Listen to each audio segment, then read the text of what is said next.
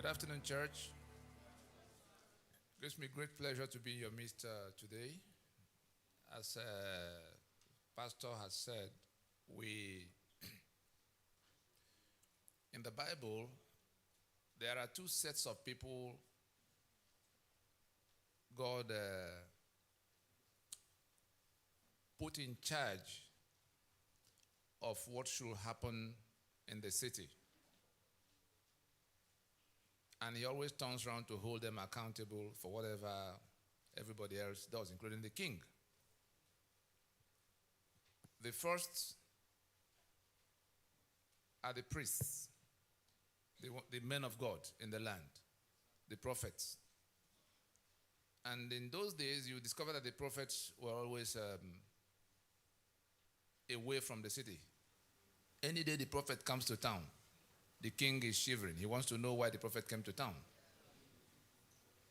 But we live in the age and time and place where our own prophets seem to be in competition with one another who will operate from the palace, not even next door or some distance.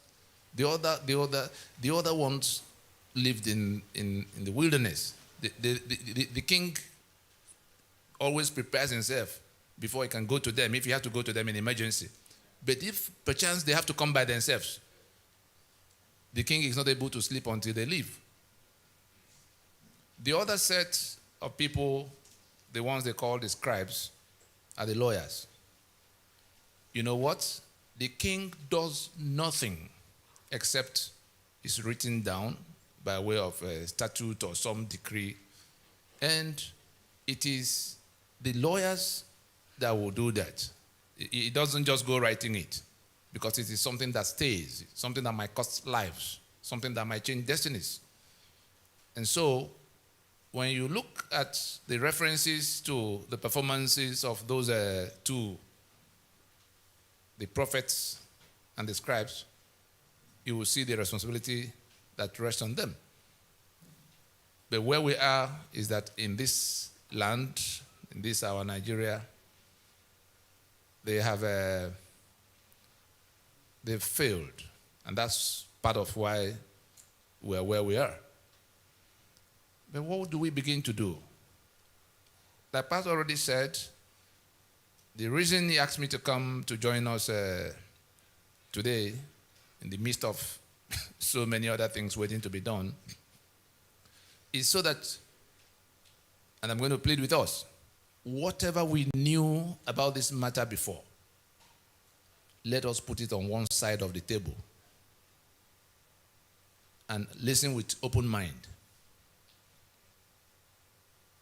By the time we come to the end of the presentation, we probably will have a much different perspective from what we had before, and they're not conjectures. The envelopes that have been put in the hands of a few, we couldn't get enough of all the documents. There are 5 documents in them, in the envelopes.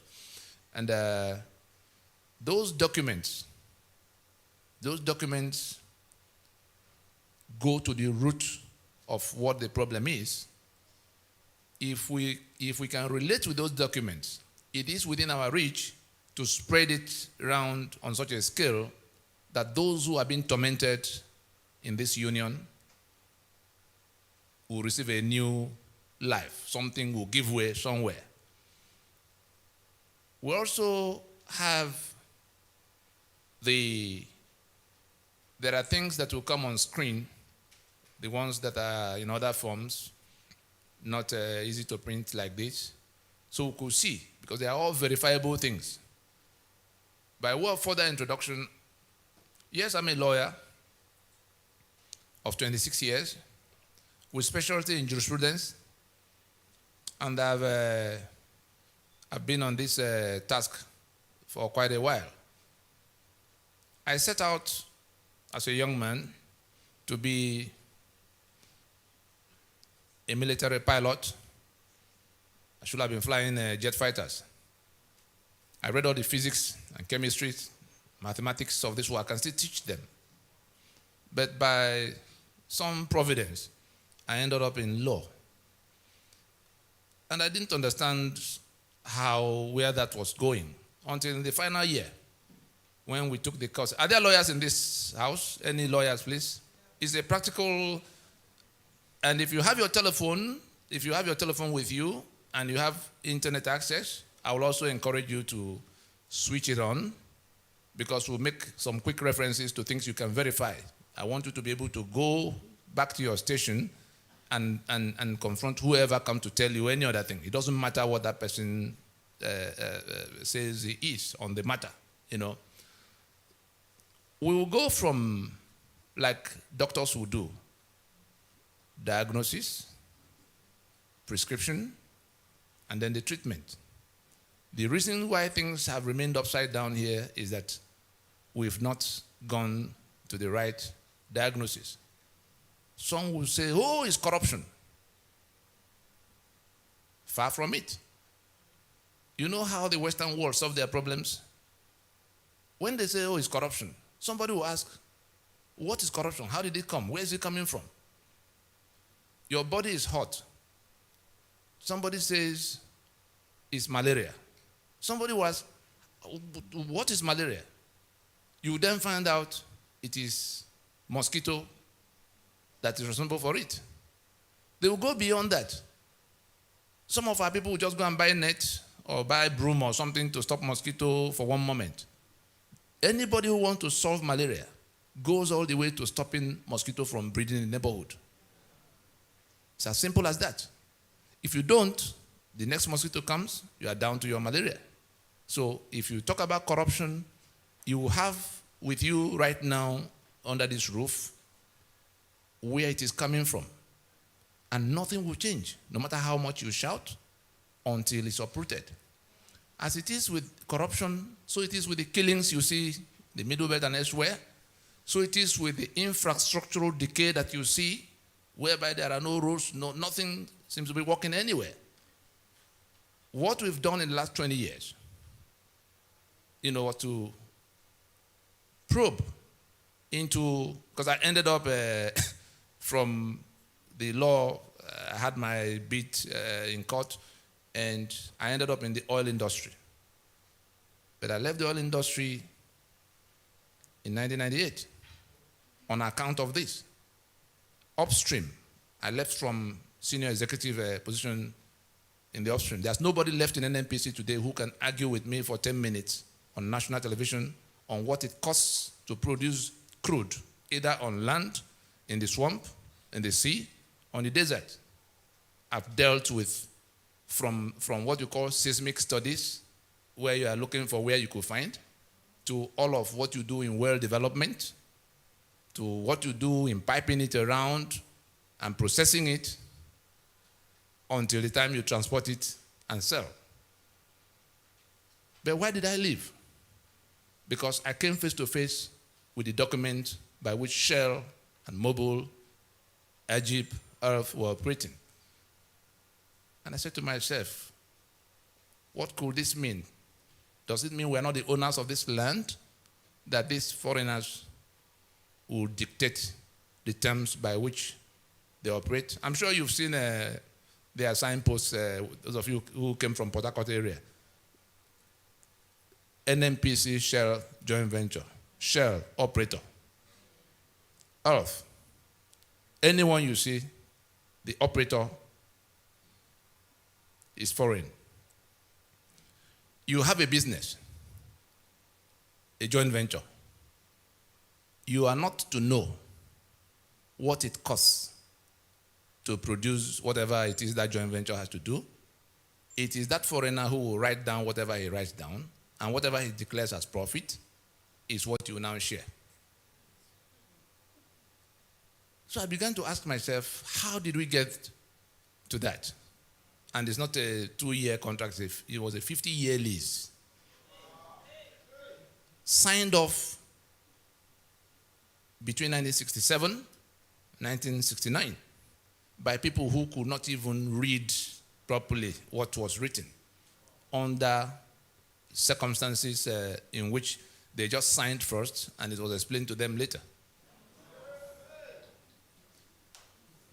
How did we even arrive at that point in 1967? We began to probe. It came to where I had to leave everything else to say, let's even, because we found out there was nothing to be found in our archives. We asked some of our elders, people with gray hair, people who went to negotiate the independence for Nigeria. I happen to have spent plenty of time with the last of them who were alive in course of the last 20 years at least. And Nohoro, for instance, spent the last 7 years of his life trying to undo what they did in going to sign us up into this union. We shouldn't have been. But first things first, the research from the known to the unknown led us to where we had to go to. You know the way WikiLeaks gets its information? We had to get the information we were looking for by all means. We broke into the British archives using all available technologies. And by the time we saw what was in black and white, some of them with instructions that they should not be typed. Because any day the wrong eyes see them, the whole edifice will come crashing down. Those documents are inside this room now. And we traced things from that way back to what became 1914. And from that 1914, before 1914, when we landed in 1900, when I'm sure some of you might have heard about the Royal Niger Company, that the British had to pay £865,000 to take over the trading areas in what they consolidated in readiness for the annexation of Southern Protectorate with the Northern Protectorate.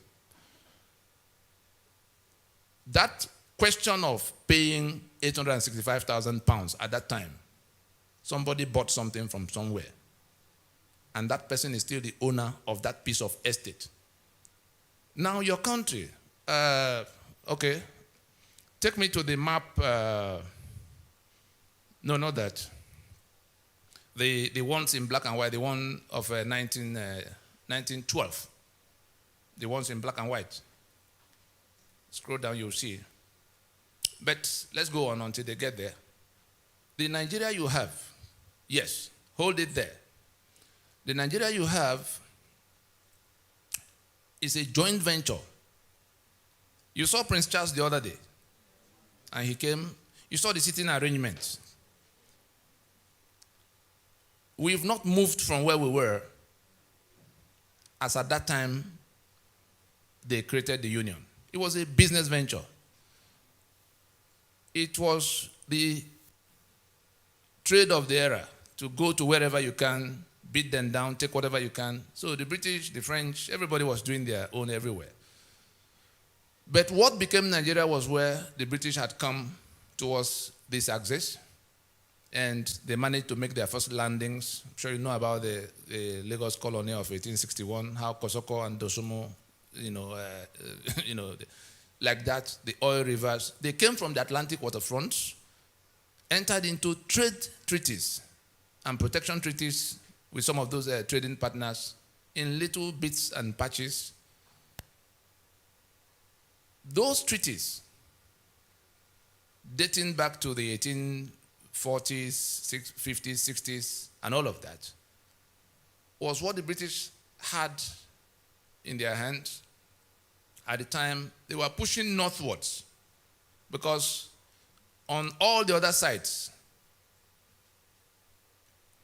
where will I even, let me go closer so you can see. No, it's clear enough. They have a, you can use the flyer you have in your hand, the one that is broken. Don't mind the fact that it's broken. The flyer has that map. This is Atlantic. You see Lagos there, you see Port Harcourt here. This is the Atlantic waterfront. These British came. You can see that apart from River Niger, the map is divided into two sides. The British entered from this side, and all the parts in that lower part were already in their hands at the time. On the other side, I'm sure you all remember the jihad, which we still have. You remember that they were foreigners too who invaded, landed in Sokoto, 1804, and conquered the portion in green in your map. They overran them. 1804, the British came in the 1860s. That means they were here 60 years before the British got here. Now, having secured that portion that you see in green, they were pushing downwards. They also wanted to get to the Atlantic waterfront. The British wanted to get to what was left on the east. On the eastern side is Cameroon. On the northeastern side is Chad, then Niger, and then Benin Republic to the left. The French had already taken all of the other places. The British would have pushed all the way to here, if not for that caliphate that was already occupying here and pushing downwards. They met halfway in a fight that happened in the Ilorin-Benue axis. Caliphate coming to the ocean, the British trying to secure the balance of the land. After a short while, it occurred to them, we're on the same mission, oh boy. Two robbery gangs after the same target. Say, why do we fight ourselves? Why don't you bring what you have? I bring what I have. We consolidate it so that we can share the benefits of having it permanently. And that was what became the amalgamation of 1914. Every document that transpired between them is in our possession, lodged in libraries across the world. Whatever they choose to do is already too late to be able to reverse the actions that have been initiated to salvage ourselves from what they've landed us into. Now, having reached that agreement, I'm sure some of us recall when the caliphate was talking about dipping their Quran into the Atlantic Ocean. That is, they were telling the British at the time this matter of Nigeria, because it was for them a matter of conquest. That is, they had to conquer. But the British came with something else. They said, well, whenever you guys are done with whatever you came to do, we'll push on until we dip our Quran into the Atlantic Ocean. Anybody here ever heard about that? Wonderful. Now, the document of the amalgamation was one in which, I'm sure, who are the ones from South Africa here? Good. The apartheid, what the Boers did in South Africa was exactly what the Fulani did with their British friends over our heads here to make this place their own over the heads of the owners of all the lands. A master-servant relationship. And the instrument of 1914, technical people, go back to what you first brought, the one in red, the one of 1913, so they can all read with us how, yes, I can see it from here, but the flyer you have, the one that has the map, let's see so that we can be on the same page.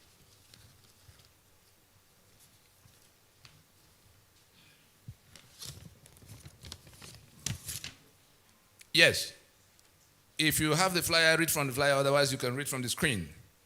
This is an excerpt from a telegram from the Secretary for the Colonies explaining what they were about to do, because they didn't tell anybody in southern Nigeria that they were going to lump us together with the people of the north. The discussion was strictly between them and that caliphate. It was a German newspaper that leaked it for the first time on the 26th of December in 1913. It took almost 15 years of day and night exchanges, meetings, travels to piece together all those parcels of land that came under those treaties. They didn't tell them where it was all going. Everybody thought they were still, the Shekiri thought they were still in their treaty. The Lagos colony thought they were still in their treaty. Everybody, the British was tiptoeing over their head, merging them. It was in 1906 that they merged the entire southern territories to become the protectorate of southern Nigeria. From that 1906, they then began to merge the systems, two mortally opposed civilizations, because on the other side, Sharia was already in place. They came as jihad.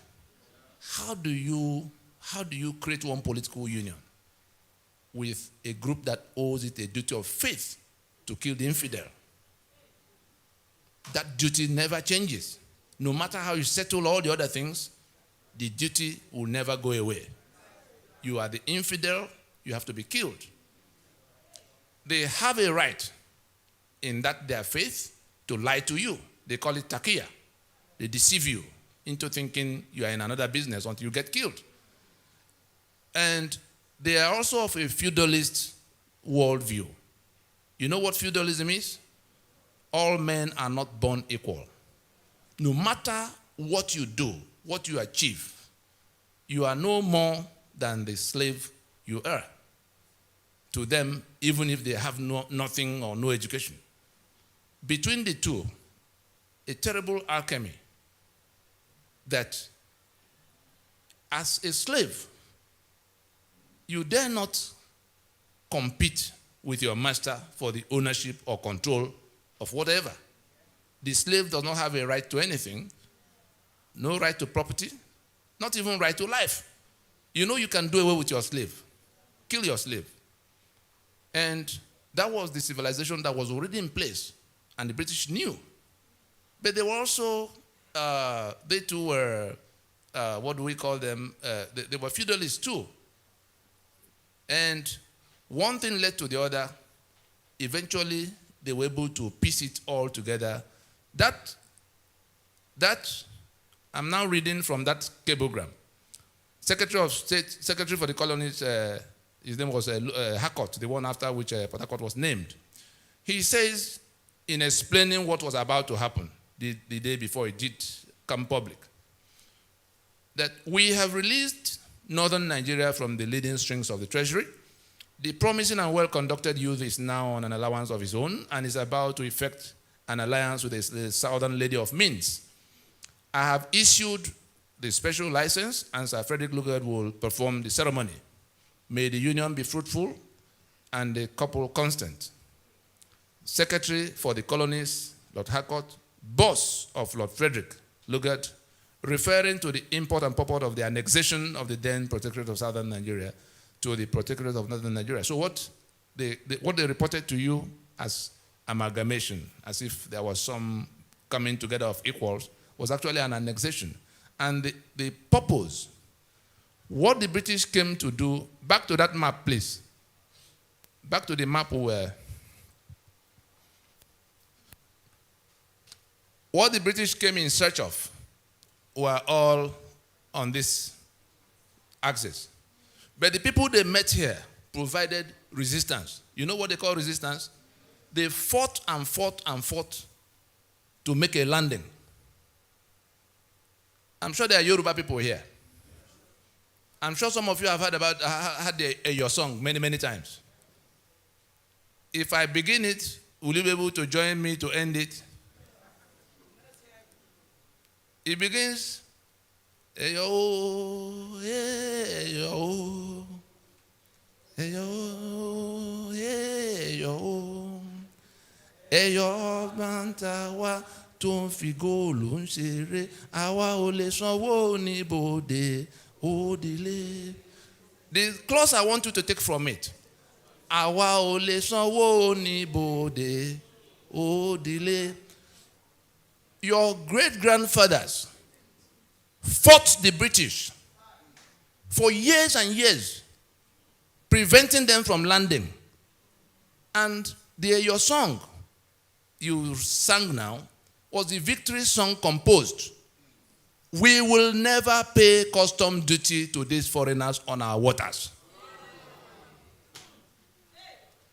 Today, 58 years into your independence, you are paying that customs religiously to people from this part. And from independence to date, not one of you had ever qualified to be Controller General of Customs.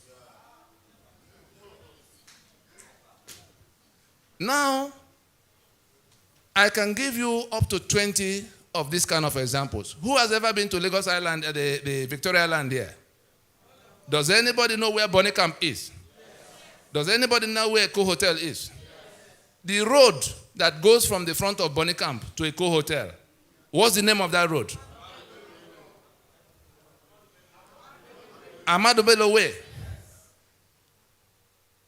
When you stand on Ahmadu Bello Way, is there any other thing to do to go to the ocean? You are on the last firm piece of land before the Atlantic.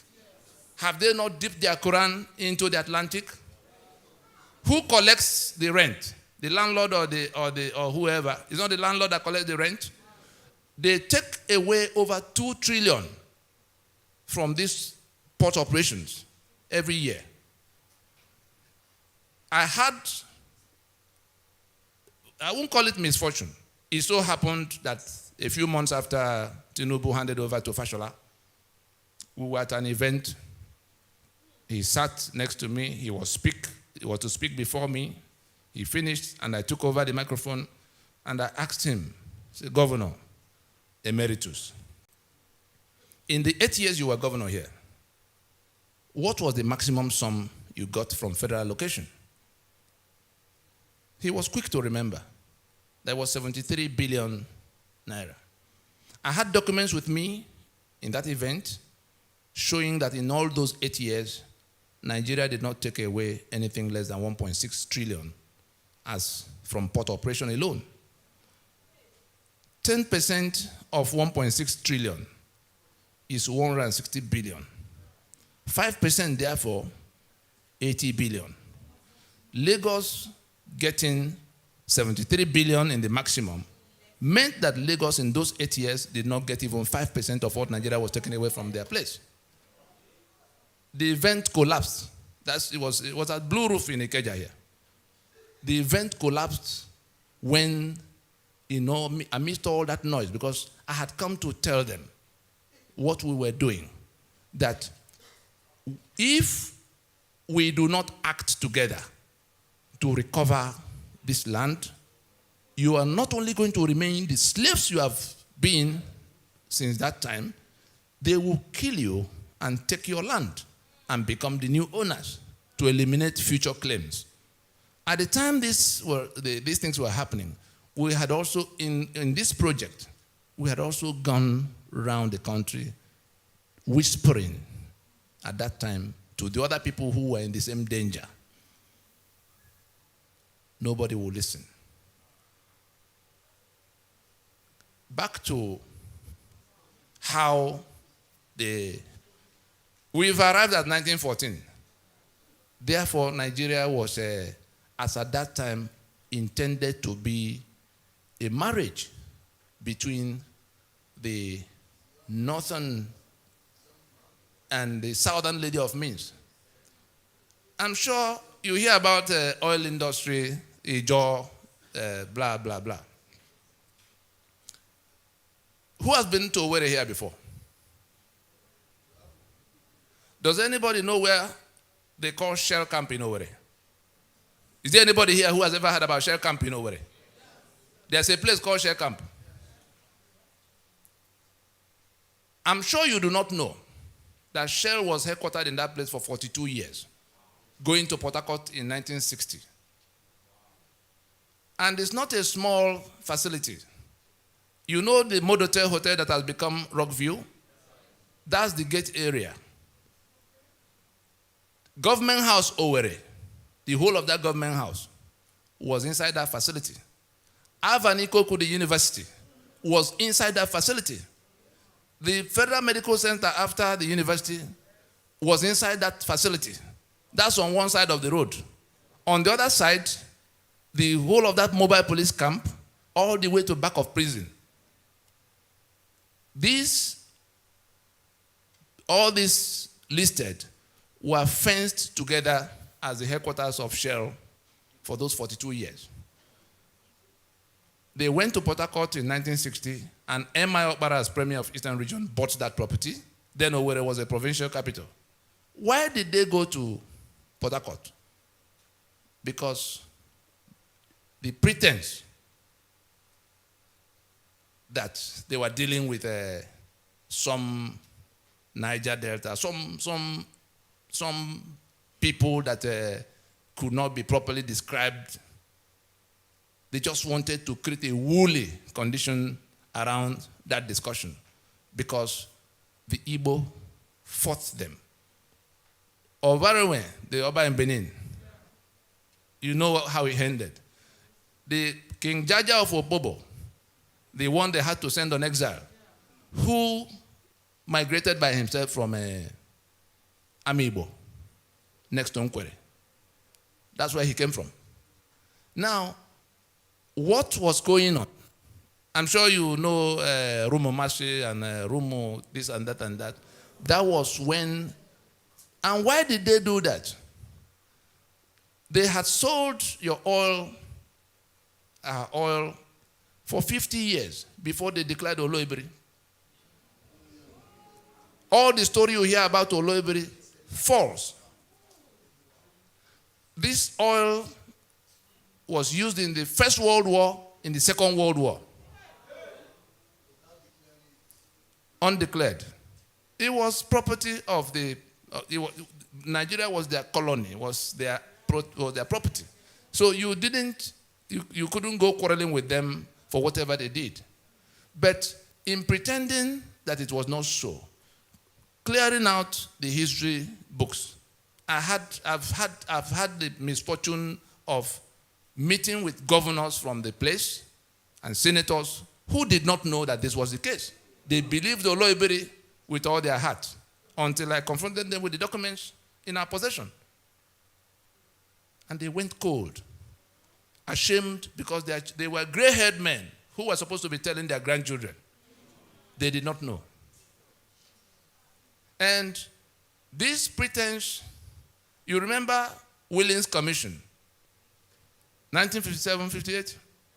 Willings Commission did not deal with only the Niger Delta. It was minorities.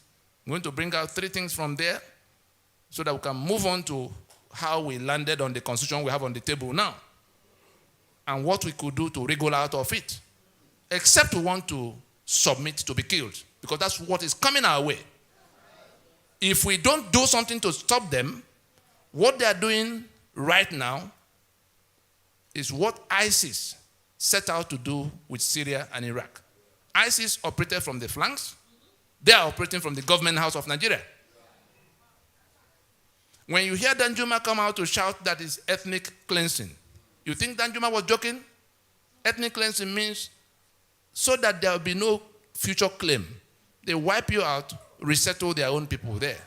If you come in 2 years or 3 years, you won't believe anybody else was there before. Go and find out what has happened in Southern Kaduna. Not only do they dislocate and dislodge, eliminate and dislodge whole communities, they bring their own people from Mali. You remember when El Rufai talked about going to settle those who are killing his own people in 14 different countries? So, as you find these tiles on the ground here, these tiles you see, that's how they have mapped out Nigeria to the Atlantic waterfront. And they're taking it in. They are done with the green part, you see. They are in this purple belt, the one you call the middle belt. And the mission is to do away with them. Some of them have been renamed Emirates already.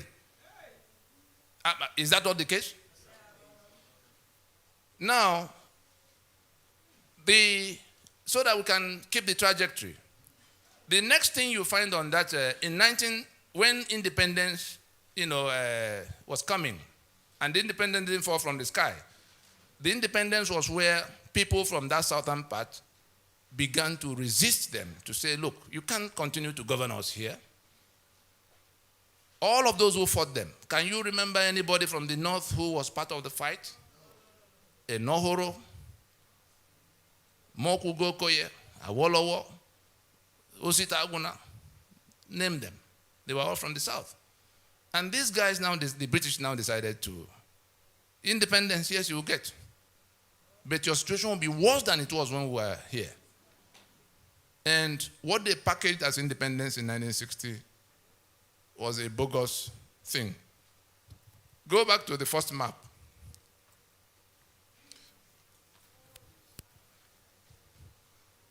Now, yes, wonderful. That's how I want it. You see this line here? This was northern Nigeria. This is southern Nigeria. Can you see the landmass? When independence was coming, they conducted a census. The whole of this place had 17% of Nigeria's population. 17%.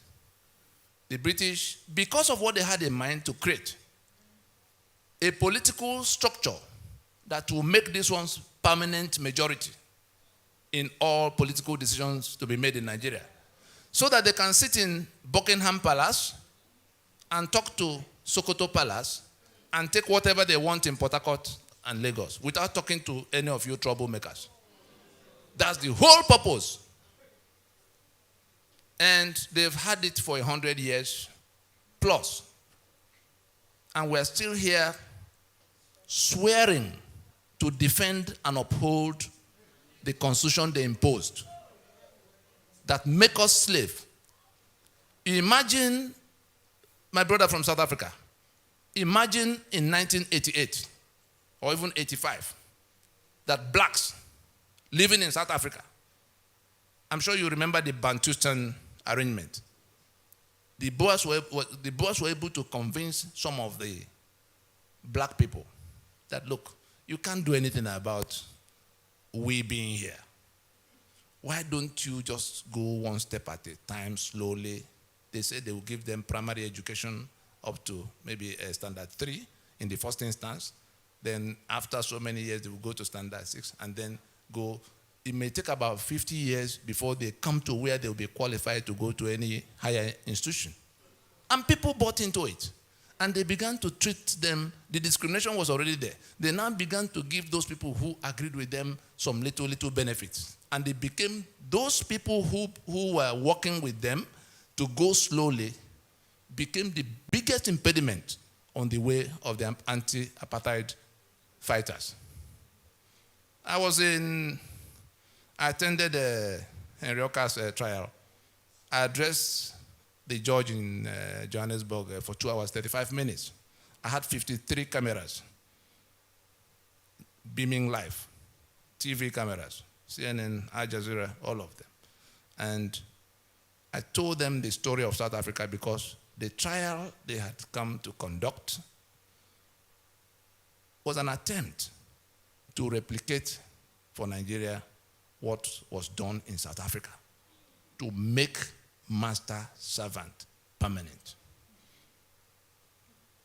By the time we finished from court, the whole of South Africa was upside down. Young people who never heard about the story of their country in that manner trooped out to the streets on the side of what, because I challenged them with their own history. Was it by beheading Mandela and Oliver Tambo and Governor Mbeki that you solved apartheid? Why will you recommend that now that we find ourselves in the same situation? The only difference is that in South Africa it was the Boers. Here it's the Fulani. But the principle is the same. Foreign invader, minority, white, now owner of land, to the exclusion of owners of land. Willings Commission, if I go back to the map, settled a number of things. Back to the oil business. The reason Willings Commission asked that development be accelerated for them was because of that, having sold this oil for this length of time, having degraded the environment that much, those people, when independence comes, will find out and they will begin to make trouble. The British were hoping that they will be able to whisper to them to say, don't you see, you have this, you have that, when others don't have. Relax. They would then admit them in some way. That was the plan. But the people they handed over to in 1960 didn't do anything. When did Azikigboro arise? Was it not 6 years down the road that they declared Niger Delta Republic from the same disputations that have now brought about Mend and the Avenger? Was it any different? They didn't keep that. The other part, who is from the Middle Belt here? The killings that are going on in the place. If you look at this north now, it hasn't changed. These boundaries you see here have not changed. That north that begins from here, this is about Gakem area, to Meduguri and Sokoto there. The portion in green, these 12 states that passed Sharia the other day officially. The balance, the one in purple, was where Ahmadu Bello wanted Sharia for the northern region, going into independence. That's when the British go away, it will be Sharia for his region. The other people, Joseph Tucker and all the ones from the Middle Belt, say, no, our people are not Muslims and we can't be part of one region if Sharia will be in place. They had to find common ground because they wanted a Middle Belt region. They fought and fought, they were being put down. The British settled it this way. They removed Sharia from the table and brought what they called penal code so that those who are Christians can function freely, uninhibited in that. And that was the condition upon which the Middle Belt became part of northern region of Nigeria.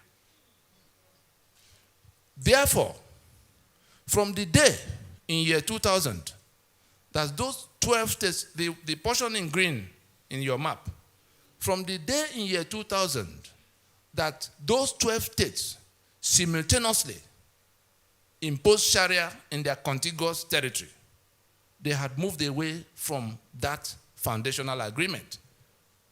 They have seceded from the Union of Nigeria. They have seceded from the secular Federation of Nigeria. Having so seceded, they reinforce, they are now coming to overrun the rest of the place. And why do they have to resort to that? The constitutional instruments they put in place, including the one the British helped them to put in place since 1914 to 1922 to 1946. I'm sure you heard about Macpherson and Littleton, all the way to independence. That became 63, which collapsed in 66. I'm now landing in the one that is on the table. And what we must do, which if we don't do, we will pay in blood. If we don't do, we will pay in blood. It doesn't matter what the noise elsewhere is. When it came for the British to go, and they were asking those territories they had governed for over 70 years at the time, how do you guys continue when we go? They had governed them as 3 different countries. Nobody knew what they were doing in the north. Nobody knew what they were doing in the east or the west. Gradually, the meetings that began to bring them together started happening towards the 50s. By the time we came to 53, Enohoro moved the motion for independence because they thought they had come to where they could become independent. The northern delegates opposed it and defeated it. What was their reason? They said, oh, we cannot go from British colonialism, that we're backward. We're not yet in a position to compete with you. So if we go to independence now, the British will step away, you step into their shoes, then we remain where we are. You can go your own. The British the British didn't tell anybody why they wanted the Union to be. Remember that before then, Ahmadu Bello had cause to lament that this was the mistake of 1914, that Nigeria was a mistake of 1914. And not long after, Awolowo also had reason to say that this geographical expression, no, the ones who were building Nigeria did not believe in it up till that point. At what point did it now become something that has become non-negotiable, sacrosanct, indivisible? Because they've managed to impose, constitutional models away from what was agreed. Because by the time they were getting ready, they had to make themselves constitutions, as like you have Germany and France and Portugal going into European Union. All the negotiations of what they would do for themselves and what they will allow the European Union authorities to do for them. The federal government is supposed to be a union office for independent units. And that was how they came. Yes, that's how they came to where they became one country, to have accepted that level of autonomy. And it was Ahmadu Bello that made that demand. In all, by 1966, the 5 constitutions that defined the federation, the coup came, those constitutions were toppled. All those who are talking about restructuring and how it will happen, those constitutions that were toppled defined the Federation of Nigeria. From the moment they were toppled, the Federation of Nigeria ceased to be. The country was still in place. And a rogue federal government emerged. Elements who, wearing the garment of that Nigeria that had died, began to run riot, seizing the assets of all the federating units, which were contributing only 15% of their income, as they agreed, for the upkeep of the center. The center didn't own anything. So we came from being a federation into this unitarianism. And by the time they were going to hand over in 1979, they had found a way to also work out something that became a constitution that was not discussed. And it was that constitution that was not discussed, in which they had created all kinds of structures from the 4 regions they met that were on ground in 1966. We have now 36 states created by decree. So a new majority has emerged. Each of the states have 3 senators at the place. So, 4 local government areas in which Kano alone has 44.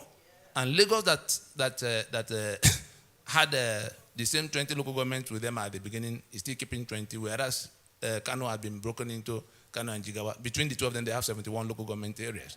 What are they bringing to the treasury? Nothing. All the money Nigeria has to spend is between the oil money, the port money, and the VAT that is raised here. These people who bring nothing take 72% as of right in the place of sharing. And they're the ones who decide what other people will get, who they give more, who they give less. And in all of this, democracy, let me just refer to the documents you have in one of the documents, you see where we try to define democracy, that we do not have a democracy because democracy is government of the people, by the people, for the people. In those 3 legs of definition, government of the people means that you, in exercise of your right to your sovereign right, decide the supreme laws of the land. The constitution we have on the table today did not come from that process. And so we have not decided whether we will live together or how we will live. The second leg is of the people, meaning that only your vote can send people to government house. And when they get to government house, they can only function according to that constitution you already made. Do we have that? The third leg, for the people, meaning that those who wield government powers must do so not only in accordance with what was put in place in the constitution, but for your benefit. The reason we don't have the things that should have been coming to you as citizens is that you have not written the script of what should happen. And so you have in this constitution provisions that exclude responsibility towards you. Section 6, subsection 6C of your constitution absolves government of all responsibilities towards you. They don't owe you any school, they don't owe you any hospital, they don't owe you anything. Anything they do, they are doing out of the milk of human kindness. That is one. You have appropriation provisions. Section 81, Section 82 hands over the keys to the treasury to the president. Section 121, 122 hands over the keys to the treasury to the governors. So they don't owe you any obligation. They have the spare key to the treasury. They have immunity in section 308. At what point are you going to get anything from them? How did you come about that constitution? By imposition.